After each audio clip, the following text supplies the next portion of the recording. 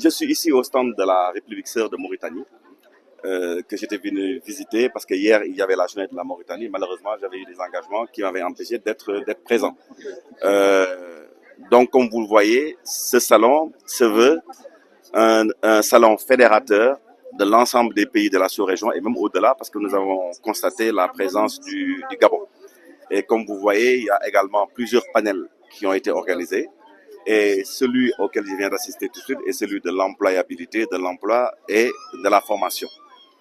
Je l'ai rappelé en disant que le problème de la formation au Sénégal est celui de l'adéquation formation-emploi. S'il n'y a pas de concertation avec le secteur privé pour identifier les métiers dont nous avons besoin, on formera des gens qui ne seront jamais utilisés. Ça ne sert à rien qu'il y ait 2000 étudiants qui sortent des écoles de formation chaque année. Mais ces 2000 étudiants-là, ils ont été formés comment? Ils ont été formés pour faire quoi?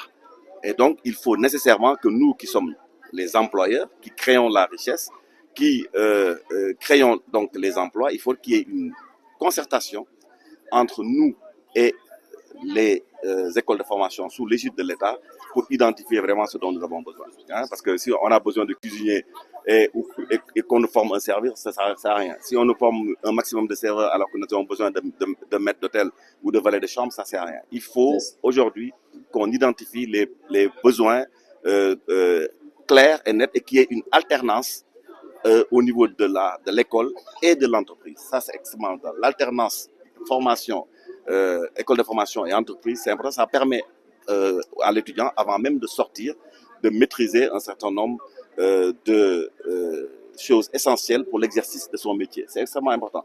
Mais si vous nous sortez des étudiants qui ne sont pas prêts à l'emploi, il faut des stages, il faut une formation qui peut durer, ça pénalise l'employeur. Alors que si, en même temps qu'il fait la formation, il y a une partie qu'il passe directement dans l'entreprise, ça va, au bout du compte, ça va former un étudiant, n'est-ce pas, déjà prêt pour travailler. En fait, voilà en réalité ce que j'ai aussi dit qu'il fallait que l'État puisse imaginer des incitations fiscales pour l'embauche. Si les entreprises ont des incitations fiscales pour embaucher, mais il y en a qui vont embaucher parce qu'en contrepartie, il y a des incitations fiscales. C'est extrêmement important. Et je rappelle et je conclus en disant pour vous tous que le tourisme, ce n'est rien d'autre que de l'exportation sur place. Ce sont des biens immatériels qui sont là, notre plage qui est là, hein, le soleil, notre teranga, notre gentillesse, c'est ça qu'on vend. Hein. Voilà, donc c'est de l'exportation sur place. Et qui dit exportation dit aussi encouragement, n'est-ce pas, à ce niveau-là. Voilà, vraiment, je me réjouis vraiment d'avoir eu cet entretien avec vous. Et j'espère que du conseil interministériel qui va se tenir bientôt, comme on a décidé le chef de l'État lors du dernier conseil des ministres, le secteur du tourisme attend de grandes annonces par rapport à ce conseil interministériel consacré à notre secteur. Voilà. Oui, je suis Dr Babo Amadouba, directeur général du TRAFT, le Fonds de financement de la formation professionnelle et technique. Plaisir d'être là ce soir dans ce panel 4 sur l'emploi des jeunes et les sédentarisations dans les territoires côtiers. C'était juste pour montrer à quel point les territoires côtiers vont jouer un rôle central dans le développement économique du Sénégal, surtout à travers le tourisme. Donc, j'ai participé à ce panel avec la problématique ci-après, comment promouvoir l'emploi des jeunes et les sédentarisés durablement grâce aux opportunités qui sont offertes par le tourisme. L'ANSD nous a montré que le tourisme contribue à hauteur de 7% du PIB et crée 8% des emplois. C'était lieu de constater que c'était des taux qui étaient assez faibles pour montrer que le secteur n'était pas assez exploité. D'où l'opportunité de créer un autre business model axé sur le tourisme et qui va mettre l'accent sur la formation, l'entrepreneuriat et l'emploi des jeunes. Donc, durant la prise de parole, moi j'ai diagnostiqué un peu la situation en montrant via Sénégal 2050 qu'un pays peut se développer en misant sur le capital. On avait le capital humain, le capital naturel et le capital culturel. Autre chose aussi, l'écosystème du tourisme peut beaucoup apporter à travers l'écotourisme, le tourisme balnéaire, le tourisme culturel, le tourisme religieux, le tourisme d'affaires. À ce niveau maintenant, la formation va jouer un rôle central. Nous avons constaté que les jeunes qui sont dans ces milieux-là n'ont pas assez de formation, ou bien la formation n'est pas assez développée pour les accompagner. Donc c'est pourquoi le 3FPT s'engage résolument à accompagner les jeunes qui sont dans ces territoires côtiers en vue de leur doter les formations requises afin de mieux participer au développement du Sénégal via le tourisme. Oui, j'ai été nommé DG 3FPT le 15 mai 2024. Une fois après la prise de service, nous avons identifié trois approches. Approche systémique, approche territoriale et approche macroéconomique. Peut-être qu'on n'aura pas le temps de développer les trois approches, mais le plus important, c'est l'approche systémique. Nous avons constaté qu'il y a beaucoup de structures d'État qui tournent autour de l'emploi des jeunes. Et pour recueillir l'emploi des jeunes, il y a beaucoup d'actions qu'il faut fédérer, commençant par l'orientation, la formation, l'apprentissage, l'artisanat, le financement, la formalisation, l'incubation, l'entraînement et l'insertion. Donc l'approche systémique permet de fédérer toutes les structures qui travaillent autour afin de contribuer réellement à l'emploi des jeunes. Merci man maa ngi tudd Ngakane Gningue madame Diouf di administratrice su place du souvenir africain. Sentiment de fierté rek mais aussi de reconnaissance à l'endroit de l'agence sénégalaise de promotion touristique mi nga xamante ne ñoom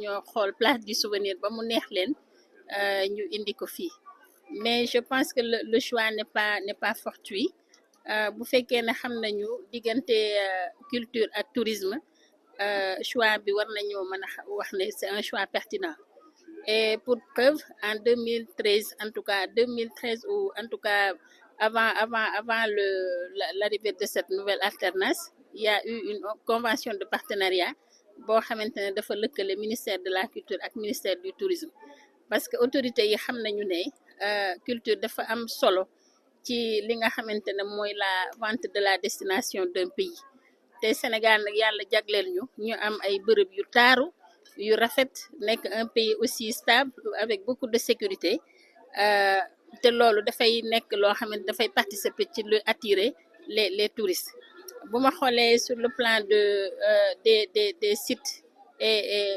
sites classés patrimoine mondial de l'UNESCO te Sénégal am ci sept sites classés patrimoine mondial de l'UNESCO loolu day bokk ci la nga xamante ne culture contribuer na ko pour gën a woo ay touristes ñu ñëw Sénégal visiter Sénégal partager ak sénégalais yi seeni culture mais partager Sénégal ak sénégalais yi aussi li nga xamante ne mooy jàmm ji fi sax donc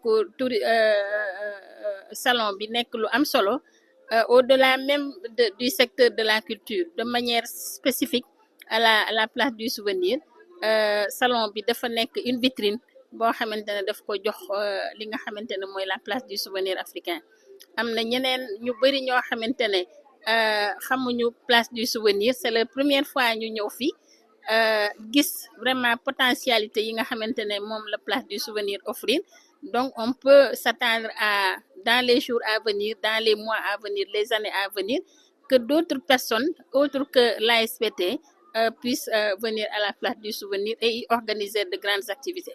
Au contraire parce que instant bi Dakar dafa nekk en bouillonnement culturel mu bëri ay gan lool nag donc lii day wane rek ne Dakar dafa nekk un hub touristique mais un hub culturel aussi parce que salon bi nga couplé ko ak li nga xamante ne mooy la biennale de Dakar day jox les populations de Dakar mais aussi gan yi ñu mën a am davantage de matière à visiter donc bu ngeen xoolee tey suñu stand bi ñun ñu ngi fi exposer l'ensemble des services du ministère de la culture parce que culture dafa am ay pàcc yu bari yoo xamante ne moom lay dox day dox ci promotion des industries culturelles et créatives day dox aussi dans le cadre de la promotion du patrimoine et dans la biennale étant dans la promotion des industries créatives tey indi nañu ci biir stand bi ay visuels yoo xamante ne ay catalogue yoo xamante dafay renseigner sur la biennale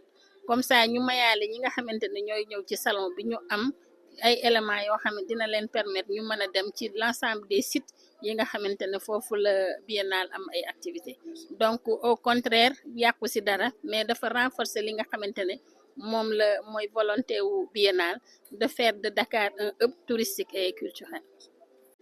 Ben loolu c'est tout naturel hein c'est tout naturel parce que site boo xamante ne moom nit ñi dañ fay ñëw danga war a def de sorte que rek ku fi ñëw mbégte la fay jëlee et que defar moom du doy dañuy def rek saa yu ñu mënee rek ñu def de sorte que usagers yi population bi di ñëw te nag place dafa am tour parce que on est connu actuellement au niveau international niñ koy gisee ci suñu publication yi niñ koy gisee dans le virtuel war nañoo def de sorte que ku ñëw fii physiquement doone ah man kat j'ai pas vu une publicité mensongère mais li ma daan gis vraiment dafa firnde li ma fi fekk. leen gërëm di leen sant yéen waa presse bi rek parce que nag defe naa ne da ngeen di participer bu baax a baax ci promouvoir li nga xamante ne moom la ñuy liggéey à chaque fois que de besoin dañ leen di gis à nos côtés ngeen di diffuser di ñu jàppale bu baax ci liggéey bi.